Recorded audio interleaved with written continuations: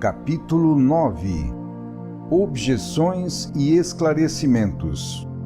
Nos 3 capítulos precedentes desta segunda parte de análise e crítica, a visão já descrita foi repetida nos termos da lógica humana, num quadro cada vez mais completo e evidente, com a finalidade de controlar racionalmente o que a inspiração já produziu. Agora, depois da visão de conjunto já ter passado toda diante de nossos olhos, dando-nos ideias mais claras a seu respeito, podemos passar a responder às várias objeções que nos foram feitas e que nós mesmos levantamos. Não só pedimos aos outros que as fizessem, como também as procuramos intencionalmente, pois as dificuldades eram de grande utilidade para verificarmos se algo nos havia escapado ou não tinha sido bem focalizado, buscando os pontos que não estavam bem esclarecidos, a fim de explicá-los melhor até a evidência e confirmar assim, mais uma vez, a convicção da verdade de tudo quanto foi exposto. Esse novo trabalho será útil também para completar ainda mais o quadro geral da visão, realizando sobre ela um controle cada vez mais exato e confrontando-a com as suas consequências, que vemos reaparecer na estrutura de nosso mundo. Isso servirá para encontrar novos pontos de vista a fim de ver o nosso tema sob novos aspectos, entrando em pormenores esquecidos. Servirá, enfim, para iluminar ângulos que haviam passado desapercebidos e, assim, continuar a levar a bom termo o trabalho de análise e crítica que estamos realizando. As dificuldades nascem, em geral, do fato de não se conhecer bem o argumento ou de se querer fechá-lo forçosamente dentro das premissas dogmáticas de uma dada religião ou filosofia, ou ainda de se tentar enquadrá-lo em conceitos limitados, frutos de um tempo passado, quando o homem não podia penetrar nos problemas como hoje lhe permitem os novos princípios em que se baseiam a ciência e todo o pensamento moderno.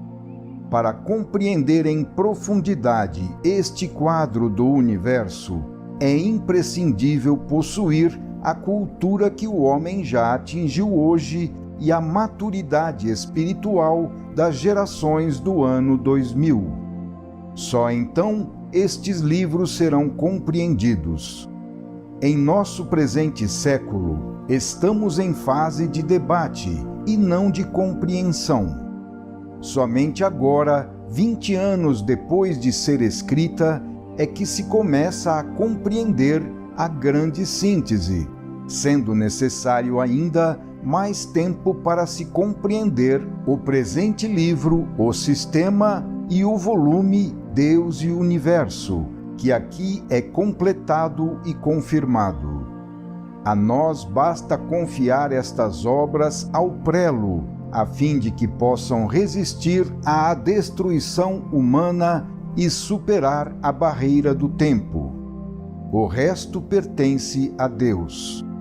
E Ele, de quem aqui tanto se fala, sabe por que nasceram estes livros e o uso que se fará deles.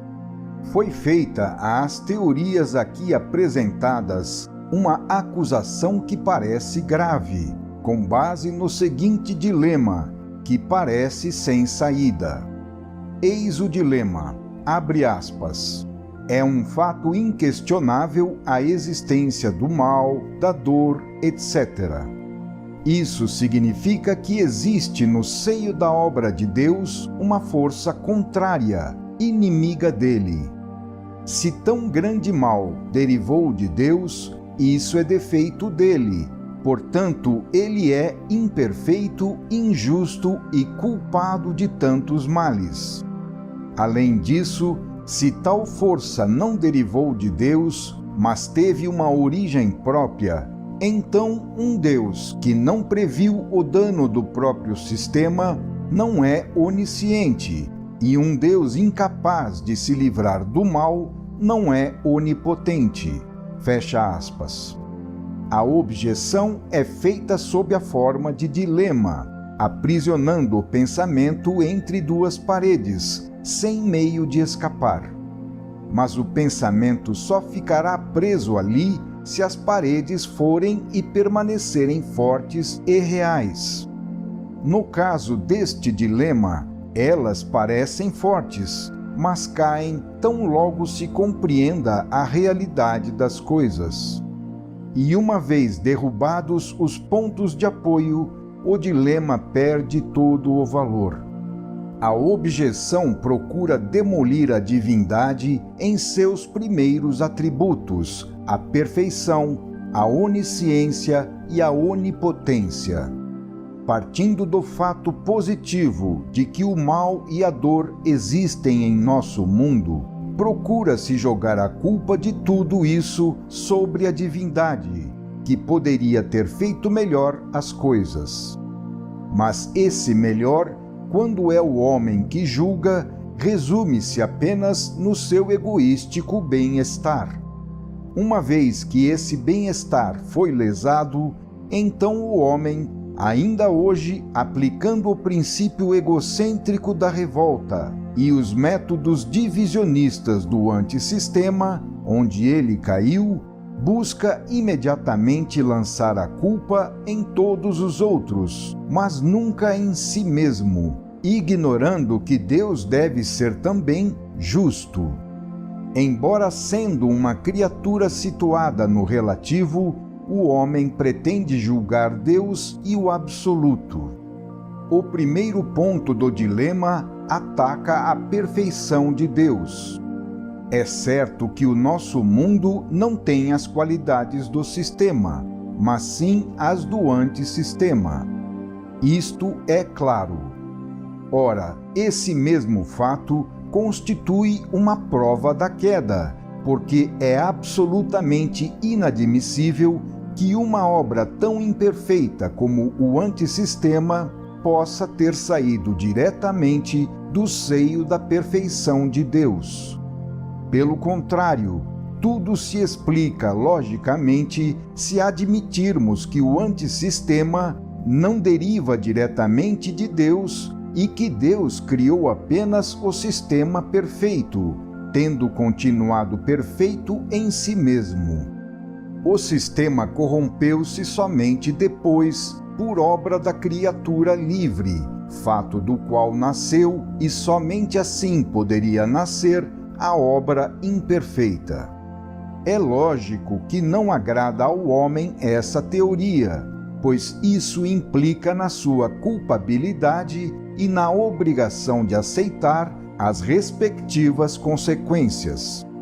Além disso, aceitar com obediência é justamente a qualidade mais deficiente no ser rebelde, da qual ainda se continua a ressentir a falta em nosso mundo, que é consequência direta da revolta e da queda. Não há, portanto, contradição entre a perfeição de Deus e a imperfeição de nosso universo, nem se pode falar de injustiça em Deus. O estado atual é precisamente o efeito de sua justiça. Quem compreendeu o desenvolvimento de todo o fenômeno, como já foi descrito, vê de imediato quão ingênuas e inaceitáveis são essas objeções. Portanto, a primeira parte do dilema, que ataca a perfeição de Deus, está errada. Vejamos agora a acusação contra a onisciência de Deus. Afirmar que Deus não havia previsto o desmoronamento significa não ter compreendido nada do que ocorreu. Com efeito, uma criatura constituída pela própria essência divina não podia deixar de ser livre. Ora, liberdade implica também na possibilidade de uma desobediência, pois se a liberdade não é para tudo, então não é liberdade. Ora, o fato de tudo ter sido previsto, até mesmo a possibilidade de uma revolta e do seu respectivo processo de saneamento por meio de consequências que vemos serem tomadas automaticamente, é uma prova a favor da onisciência de Deus e não contra. Quem compreendeu nossa exposição viu que o sistema foi provido de todas as qualidades que lhe permitiriam depois a recuperação da saúde perdida, como de fato está ocorrendo com a evolução, que leva todas as coisas de volta ao estado íntegro de origem. Portanto, a segunda parte do dilema, que vai contra a onisciência de Deus, também está errada. Vejamos então a última parte, que ataca a onipotência de Deus. Não podemos afirmar que Deus é incapaz de se libertar do mal, efeito da queda, pois Ele está se libertando do mal por meio da sujeição do antissistema a um processo de cura, que trará tudo, fatal e automaticamente, de volta ao estado de sistema perfeito. O erro do dilema consiste em acreditar que as forças do antissistema têm um poder igual ao das forças do sistema. Não é assim. Ao contrário, Deus permanece Senhor de tudo, do sistema e do antissistema, da mesma forma que o nosso eu é senhor de todas as células, tecidos e órgãos de seu corpo, não só da parte sadia, mas também da parte doente. É a parte sadia que a natureza encarrega de trabalhar para levar a saúde à parte doente. Devemos ter em mente que Deus é o centro único de tudo, tanto do sistema como do antissistema. Consequentemente, o antissistema continua a depender e a ser dirigido pelo mesmo centro único, que através do sistema penetra totalmente o antissistema, onde Deus transcendente reaparece em sua forma imanente. Acontece então que não podemos atribuir às forças do mal um poder próprio absoluto, uma existência autônoma independente, mas apenas um poder e uma existência em função das forças do bem, as mais poderosas, as forças divinas, as quais regem o sistema e o antissistema, e às quais, portanto, também o mal deve obedecer. As potências rebeldes da desordem estão, portanto, subordinadas às potências de obediência na ordem e não podem, como tais, deixar de dar sua contribuição, embora em forma invertida, negativa, como experiência, resistência e banca de exame para a vitória do bem. É fundamental compreender que Satanás é inimigo de Deus somente de modo aparente e superficial, pois na sua substância, em profundidade, ele é escravo de Deus.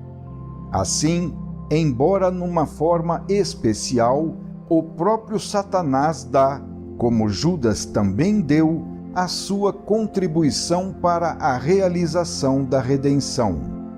Todas as vezes que as forças do bem defrontam-se com as forças do mal, encontramo-nos diante de um tremendo choque entre as potências cósmicas do sistema e as do antissistema, um embate do qual sempre saem vitoriosas as forças do bem, que regem, dirigem e são a alma da evolução.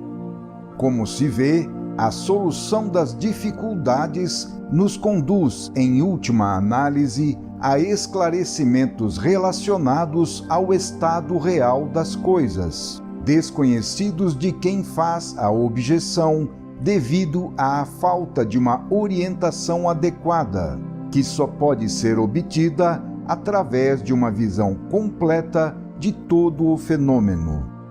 Infelizmente, porém, a humanidade de hoje ainda não possui essa visão completa, tanto nas religiões como na filosofia ou na ciência.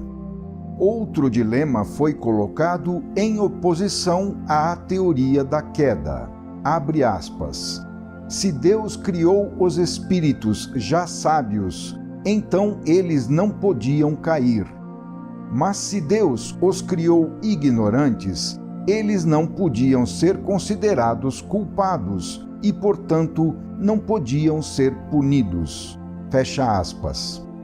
Esse dilema também não resiste, pois não possui bases para se sustentar. Seus pontos de referência são outros e resultam de um estado diferente. A resposta a esta objeção permitirá focalizarmos melhor o problema do conhecimento. O fato é que as coisas não se passaram como afirma o dilema.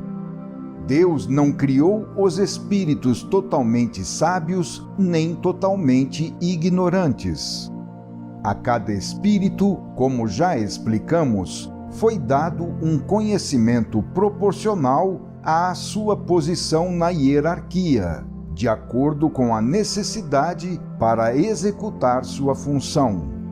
Fazendo uma comparação com o corpo humano como unidade coletiva, podemos dizer que o conhecimento dos espíritos no sistema acha-se diante de Deus, tal como a inteligência e o conhecimento que em cada elemento componente do corpo humano dirige seu respectivo funcionamento, acha-se diante da inteligência e do conhecimento do eu central, que dirige o funcionamento de todo o nosso organismo, onde cada elemento tem seu devido lugar na hierarquia, constituída por natureza e funções diversas, mas todas coordenadas e necessárias numa estrutura orgânica, desde o átomo às combinações de átomos e moléculas, às células, aos tecidos, aos órgãos e até o organismo todo. Não importa se o elemento é consciente ou não de seu trabalho.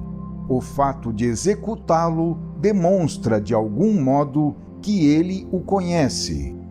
Para cada elemento, tudo está proporcionado à sua posição. O conhecimento de cada elemento do sistema está subordinado ao conhecimento do elemento superior segundo a escala hierárquica, até o limite superior máximo, Deus, o único verdadeiramente onisciente.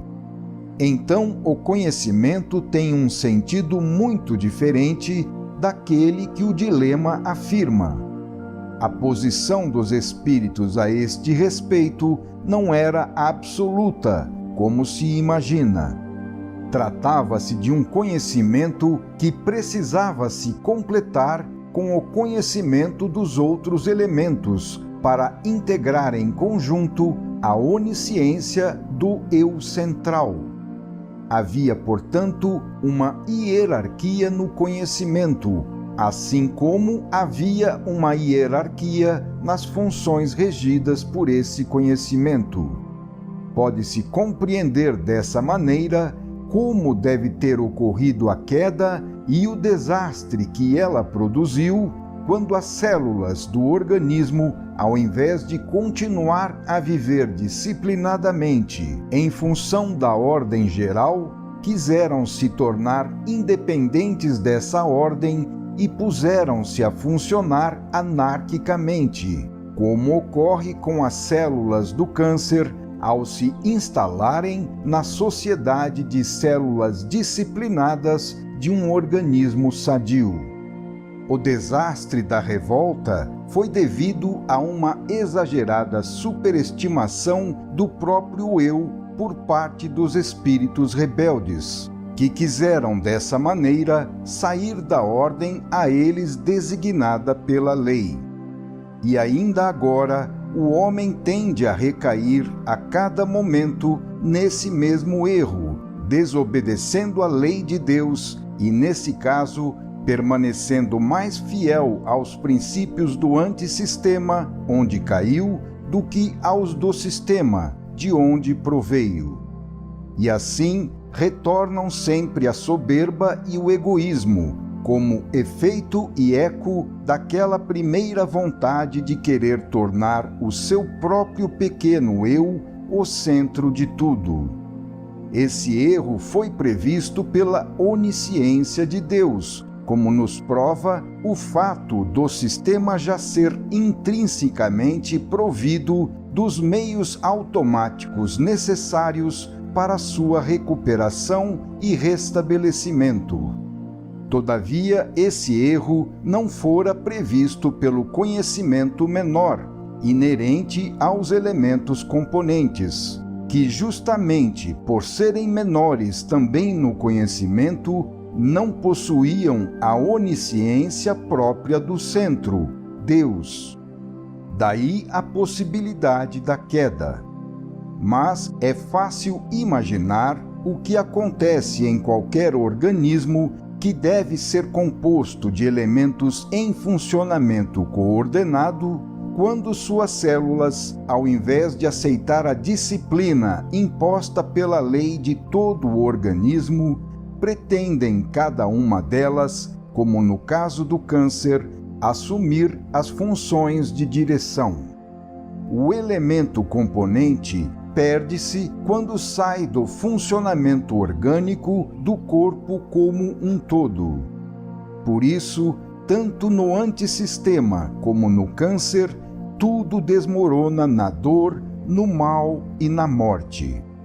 Isso acontece porque os seres menores, construídos para viver em função de outros e todos em função do organismo maior, colocam-se na posição de primeiros em vez de últimos e assumem funções diretivas desconhecidas por eles, provocando assim o emborcamento do sistema, que aparece então invertido ao negativo, com as qualidades opostas.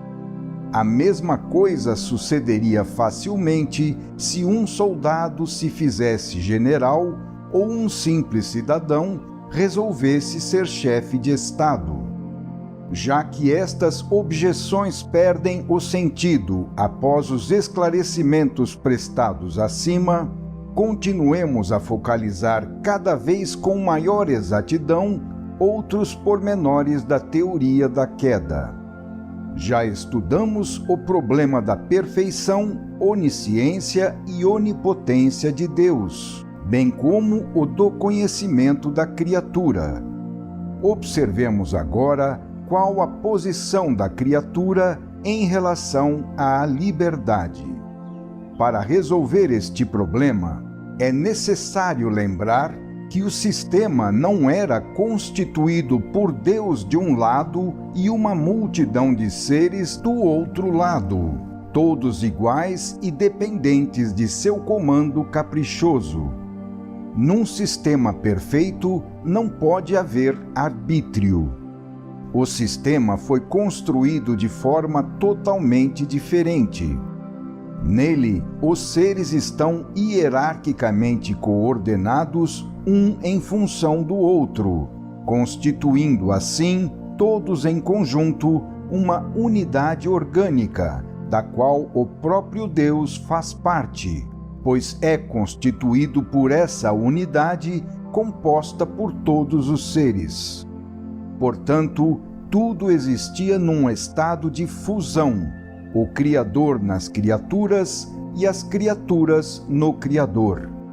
Podemos ter uma ideia disso ao observar o corpo humano, pois temos motivos para presumir que ele seja uma reprodução, embora mínima, daquele modelo.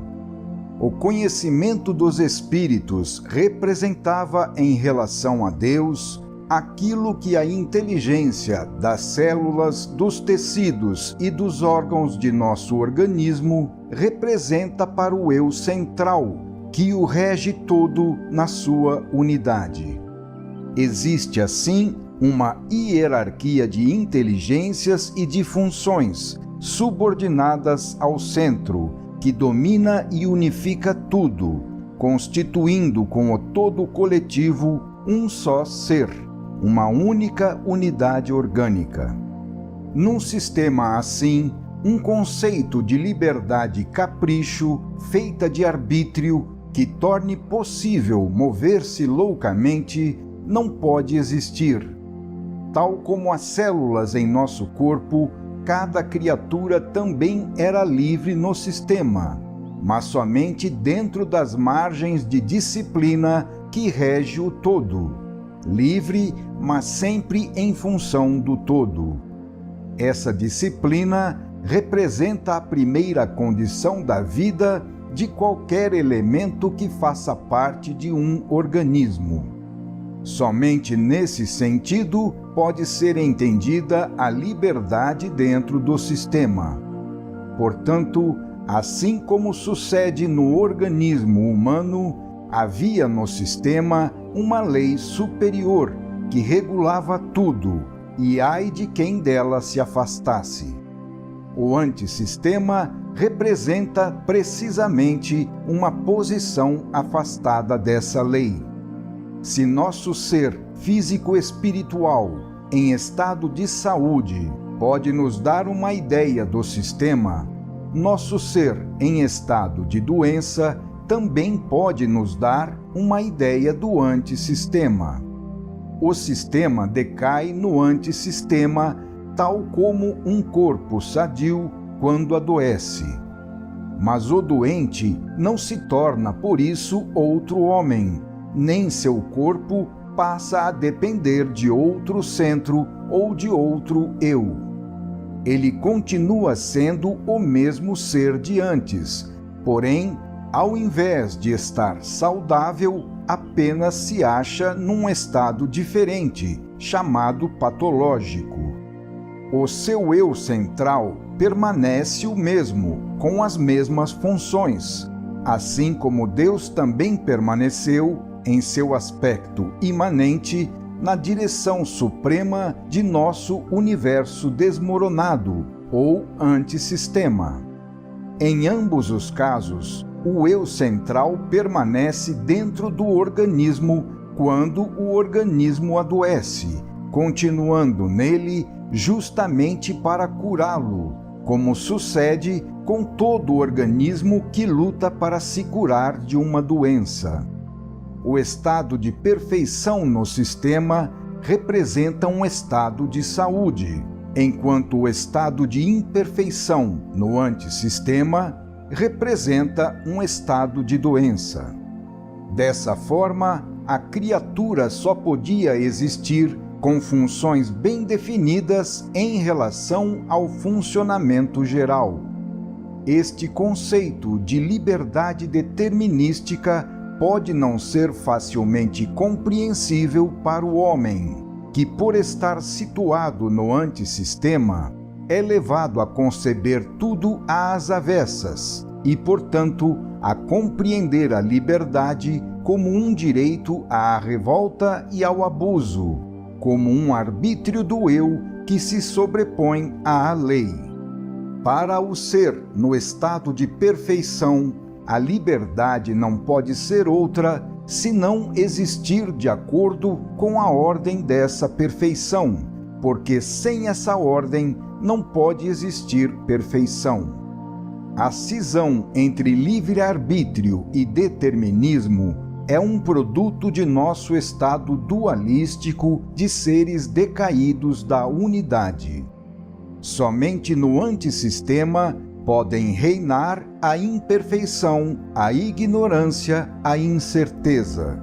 Somente no antissistema pode existir o livre-arbítrio, pois a incerteza da escolha só é possível onde ainda não se conhece o melhor caminho, que só pode ser o único perfeito. Em última análise, tanto no sistema como no antissistema, tudo é regido por Deus, cuja perfeição exige que tudo seja determinístico. Ao desmoronar na matéria, o ser perde a consciência e todas as demais faculdades diretivas. Então ele é completamente substituído pela lei em tudo, ficando totalmente submetido ao determinismo do qual também é escrava a matéria. Evoluindo, o ser desperta sua consciência. Isso significa reencontrar a lei, compreendê-la e perceber cada vez mais o prejuízo e o absurdo de se revoltar contra ela. Significa começar a colaborar com a lei, reentrando assim, pouco a pouco, na ordem, para assumir funções cada vez mais diretivas como operário da lei e instrumento de Deus. Então, com a experiência da queda, à medida que se evolui, a liberdade vai se tornando sempre mais em liberdade de obedecer à lei e sempre menos em vontade de lhe desobedecer. É assim que a liberdade suprema das criaturas no sistema perfeito só pode ser entendida como liberdade de obedecer a Deus espontaneamente, por livre adesão, vivendo perfeitamente harmonizados em sua ordem. Final do capítulo 9.